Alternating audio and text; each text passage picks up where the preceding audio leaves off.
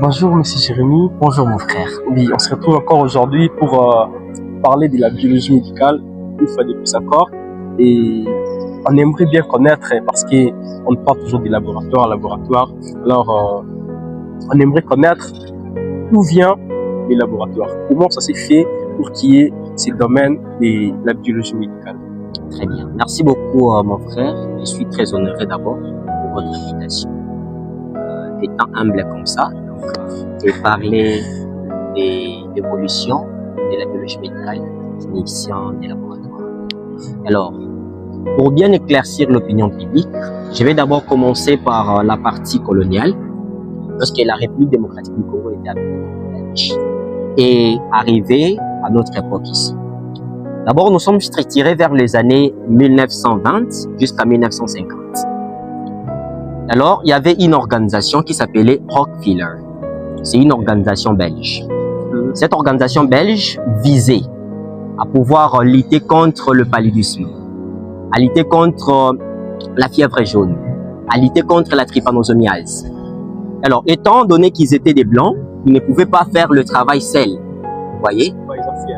Voilà, ils ont fait appel aux Congolais de l'époque, d'accord, aux Congolais de l'époque pour commencer à les aider. Alors, c'est en 1936 qu'ils ont procédé par la formation de ce qu'on appelait les microscopistes. Donc, les microscopistes étaient des personnes qui sont formées à pouvoir manipuler les techniques microscopiques. Alors, en formant des microscopistes, ils ont vu qu'ils devraient encore former d'autres personnes qui devraient être supérieures aux microscopistes. C'est par là qu'ils ont formé ce qu'on appelait les assistants médicaux. Vers les années 1936, ils ont formé les assistants médicaux. Alors, en dehors de la formation des assistants médicaux, on a commencé à évoluer. On a quitté, parce qu'ils ont institutionnalisé les assistants médicaux vers Léopoldville, qui est l'actuel Kinshasa. Donc, lorsqu'on est maintenant arrivé vers 1954, il y a eu création de l'Ovanium. L'Ovanium qui est actuellement appelé Inikin.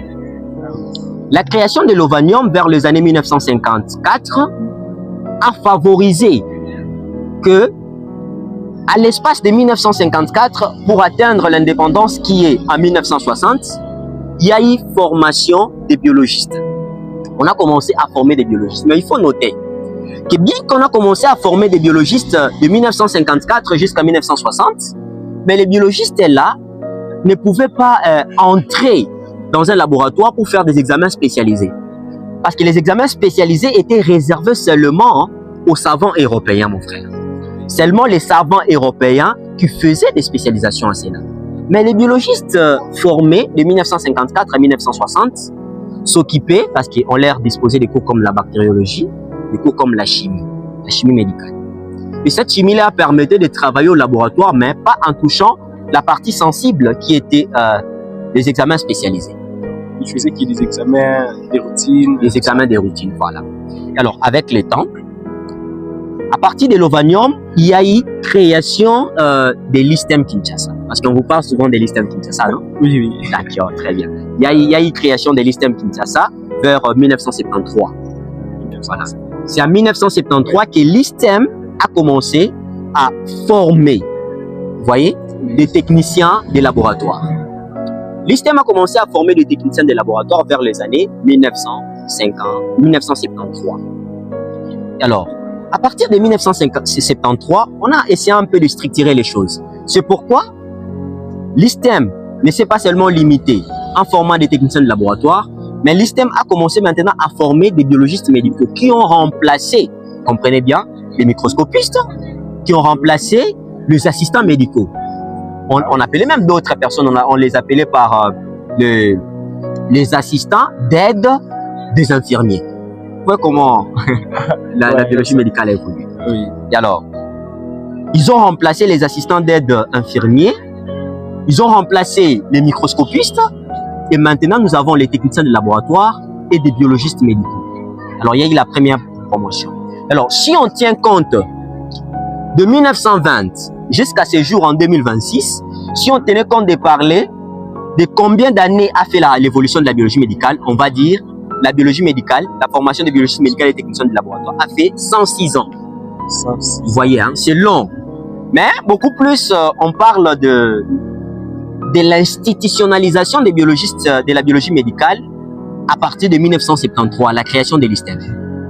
Et si on fait de 1973 jusqu'en 2026, ça fait 53 ans. C'est énorme, n'est-ce pas? C'est trop bizarre. Voilà. Donc, on a quitté alors ISTEM, Kinshasa. Et aujourd'hui, vous avez l'Université pédagogique nationale qui a emboîté les pas. Vous avez d'autres universités qui ont aussi emboîté les pas. Et ils forment maintenant des... C'est presque partout, hein, la biologie médicale. Alors, nous sommes fiers de la biologie médicale. Malgré l'évolution de la biologie médicale était tellement critique par manque de plateaux techniques.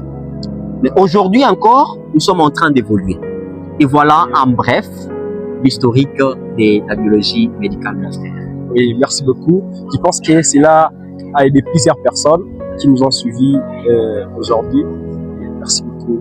Merci beaucoup. Je suis très content. Oui, on se revoit à la prochaine alors. Oui, merci. D'accord, merci. Merci.